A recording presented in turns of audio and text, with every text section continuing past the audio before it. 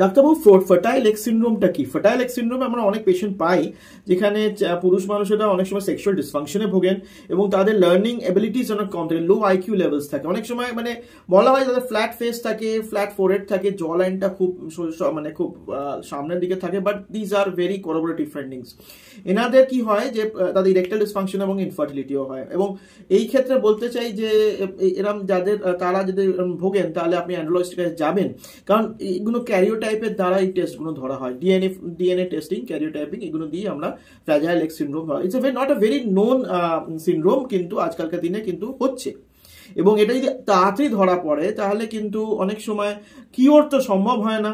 তাহলে বোঝা যায় যে আপনার যদি প্রিমিউটেশন হয় তাহলে অবভিয়াসলি আপনার যদি আপনার গ্যামেটে প্রেগনেন্সি হয় তাহলে কিন্তু আপনার যদি মেয়ে হয়, যদি মেয়ে বাচ্চা হয় তাহলে she will carry the disease. সেটা অনেক কিছু ব্যাপার আছে, জাস্ট আপনাদের ওকিবহল করা যে এরকম একটা সিন্ড্রোম হয় এবং এতে ইনফার্টিলিটি হয় এবং দ্য ইম্পর্টেন্স অফ ক্যারিওটাইপিং।